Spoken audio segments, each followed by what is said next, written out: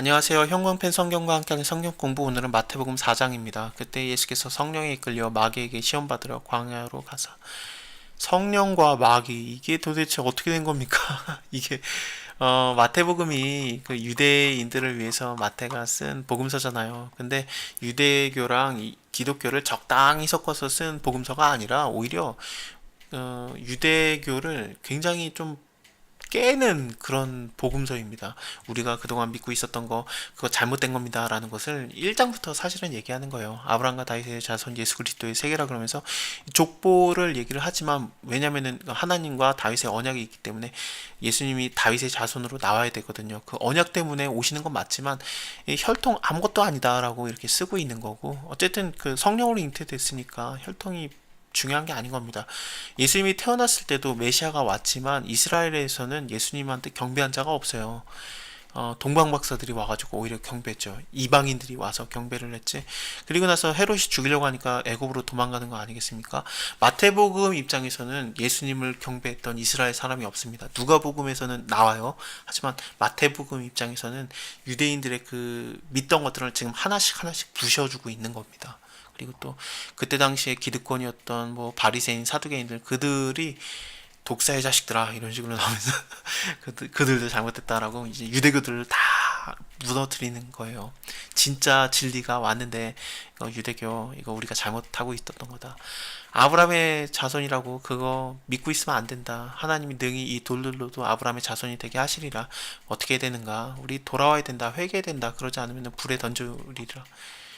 그 4장에서도 성령과 마귀의 관계라뇨. 이게 무슨 소리입니까? 근데 하나님께서는 얼마든지 하나님의 선한 의도를 이루기 위해서 마귀를 이용하실 수 있어요. 욥기에도 마찬가지로 나오고요. 그리고 다윗이 인구 조사를 했던 것도 어디에는 뭐 성령의 인도함을 받아서 인구 조사를 했다 나오고, 어디는 마귀가 속여서 인구 조사를 했다라고 나오거든요. 그런 것을 보면은 하나님은 그 하나님의 선하신 의도, 하나님의 말씀하신 것을 완성시키기 위해서 모든 것들을 다 사용하실 수 있는 분입니다. 모든 것이 합력하여 선을 이루게 하시는 하나님이기 때문에 이게 얼마든지 가능한 말씀입니다. 유대인들은 이거 보면은 이게 상상이 안 가는 거죠. 어쨌든 성령에 이끌려 마귀에게 시험 받으러 광야에 가셨는데, 광야에서 예수님은 승리하십니다. 아담은 모든 것이 완전한 모든 것이 부유했던 에덴 동산에서 마귀에게 졌는데, 예수님은 다 무너진, 정말 땅이 저주받은 그런 광야에서, 아무것도 없는 곳에서 금식해서 40일 동안 금식해서 줄이셨지만, 아담은 선악과를 먹었는데, 하지만 예수님은 돌이 떡이 되겠어 먹지 아니하셨고, 사단이 시키는 대로 쫓아가지 않아요. 하나님의 말씀을 쫓는 거지, 하나님의 말씀만으로 사는 거지, 그 사단의 그런 말을 쫓지 않습니다. 이게 굉장히 의미가 있어요. 특히나 사탄이 했던 얘기가 뭐냐면, 네가 만일 하나님의 아들이었든 해봐라. 네가 만일 하나님의 아들이었든 해봐라. 이것으로 공격을 하는 겁니다.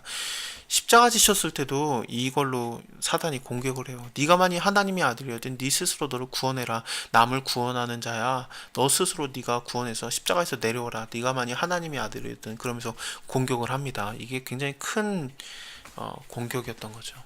어쨌든 그 돌이 떡덩이가 되게 해서 먹게 하라. 예수님이 기록됐을 때 사람이 떡으로만 살 것이 아니고 하나님의 입으로 나오는 모든 말씀으로 살 것이니라, 이렇게 반박을 하십니다. 이건 신명기 말씀입니다. 누가복음에는 이 얘기가 없어요. 사람이 떡으로만 살 것이 아니다라고 끝나요. 왜냐하면 누가는 그 예수님을 하나님하고 그냥 동격으로 봅니다. 그렇기 때문에 예수님의 말이 하나님의 입으로 나오는 말이기 때문에 이런 말을 쓸 필요가 없는 거죠. 물론 예수님이 또 하나님이시고 성령 하나님, 이게 삼위 하나님의 그런 그 놀라운 그 신비가 있지만, 근데 누가는 특히나 예수님은 하나님이다 라고 그냥 아예 동격으로 봐버려요. 틀리지 않죠. 어쨌든 이에 마귀가 예수를 거룩한 성으로 데려다가 성전 꼭대기에 세우고 뛰어내리라 그러는데, 누가복음에서는 이게 먼저 나와요. 그는 성전에 대한 것을 사실 누가복음 시작부터 씁니다. 그래서 성전에 모여서 사람들이 기도하고 있을 때 천사가 나타나서 얘기를 해주죠. 너가 이제 아들을 낳을 건데 그를 세례 요한이라고 이름을 져라. 요한이라고 이름을 져라. 이렇게 얘기를 해주는 것들로 시작을 합니다. 성전을 좀 중요시 여기거든요. 그래서 이 시험 받는 거에서도 먹는 게 먼저 나오는 게 아니라 성전이 1번으로 나옵니다. 참 재밌어요. 누가복음하고 마태복음을 비교를 해보면은 정말 재밌습니다. 어쨌든 뛰어내려라 그러니까 저가 너를 위해서 그 사자들을 명하시리니 저희가 손으로 저를 받들어서 발에 돌이 부딪히지 않게 하리로다. 이건 시편 말씀입니다. 이거는 하나님을 시험하는 거예요. 뭐하라 뛰어내립니까? 뛰어내려서 내가 하나님의 아들인데 못 뛰어내릴까봐 그러냐? 내가 뛰어내렸다. 봤지? 천사가 나를 받들어서 내가 안 부딪혔다. 마귀의 말을 뭐하러 따라갑니까? 하나님 말씀을 따라야죠. 아담과 하와가 졌던 게 마귀의 말을 쫓은 거잖아요. 사탄의 말을 쫓고 하나님 말씀을 버린 거거든요. 하나님 말씀을 쫓아야지 왜 사탄을 따릅니까? 그럴 필요가 없죠. 시험하지 말아라.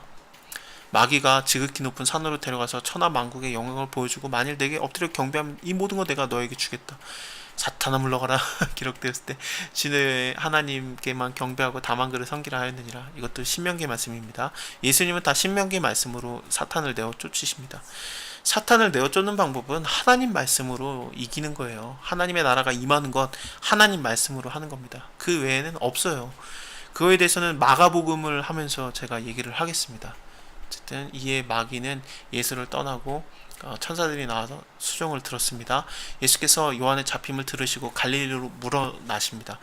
요한하고 예수님이 그 사람들이 볼 때는 같은 운동을 하고 있다라고 볼 수 있거든요. 왜냐하면은 뭐 회개하라 천국에 가까웠느니라 이런 것도 그렇고 물론 예수께서 비로소 이런 얘기를 하시기 시작하시지만 뭐 세례 받는 거라든지 뭐 회개의 세례, 천국에 가까웠느니라 요한하고 거의 비슷한 거 같은 거예요. 근데 그때 당시에 이스라엘 사람들이 생각했던 1인자 요한이 잡혔기 때문에 2인자라고 생각했던 예수님을 잡으려고 했던 거죠. 그래서 예수님이 갈릴리로 물러나시는 겁니다.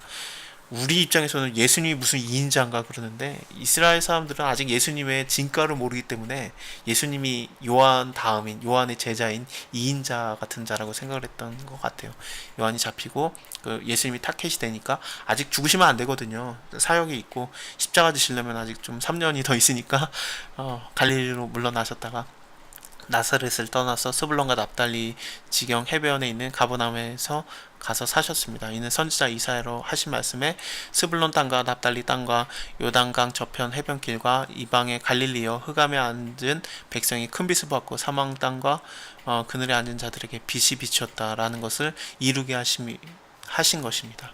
예수께서 비로소 전파하여 가라사대 회개하라 천국에 가까웠느니라. 그리고 제자들을 부르시는 거예요. 갈릴리 해변을 다니시다가 베드로랑 그리고 안드레를 부르시는데 그들이 그물을 던지는 것을 보고 이제 부르시는 거죠. 나를 따라와라. 내가 너희를 사람을 낚는 어부가 되게 하리라. 하나님께서 부르시는 것은 전혀 생뚱맞는 것을 부르시는 게 아닙니다. 내가 자라나고 태어나고 또 자라나고 그 많은 환경과 그런 것으로 내가 빚어진 대로 내가 잘하게 된 대로 그것으로 하나님이 쓰시는 거지 전혀 생뚱맞은 걸로 뭐 컴퓨터 공학과를 공부했는데 갑자기 뭐 의학적인 것을 요구하고 그러시는 분은 아니에요. 모세가 왕궁에서 교육을 받았잖아요. 그래서 글에 능했고 또 왕궁에서 애굽에서도 자라봤고 또 광야에서도 자라봤고 지도자 교육을 받았기 때문에 애굽에서 광야로 사람들을 이끌고 나오는 지도자로는 모세가 최고예요. 그를 부르시는 겁니다. 하나님은 그 사람이 태어나고 자라고 뭐 그 사람이 경험하고 모든 것들을 통해서 그것으로 부르시는 것이 다른 게 아닌 겁니다. 물론 다르게 부르실 수도 있지만 어쨌든 하나님은 그 섭리를 보면은 얘가 사람 낚는 어부가 되게 하려는 것은 왜냐면 어부였으니까 그런 식으로 낚는 법을 아니까 그런 것들을 얘기하는 거죠. 저희가 그물을 버려두고 예수를 쫓았습니다. 다른 데 가서는 세베대의 아들인 야고보와 요한을 부릅니다. 그들도 다 버리고 예수님을 쫓았습니다. 예수님이 온 갈릴리를 두루 다니시면서 회당에서 가르치시고 천국의 복음을 전파하시며 백성 중에 모든 병과 모든 약한 것을 고치시고 그 소문이 온 수리아에 퍼지고 사람들이 모든 앓는 자들 뭐 각색 병과 고통에 걸린 자들 귀신 들린 자들 간질하는 자들 중풍병자들을 다 데리고 와서 예수님한테 고침을 받는 겁니다. 갈릴리와 데가볼리는 그 데가폴리스거든요. 10개의 도시로 지어진 그 요단의 동편에 있는 지역입니다. 예루살렘과 유대와 요단강 건너편에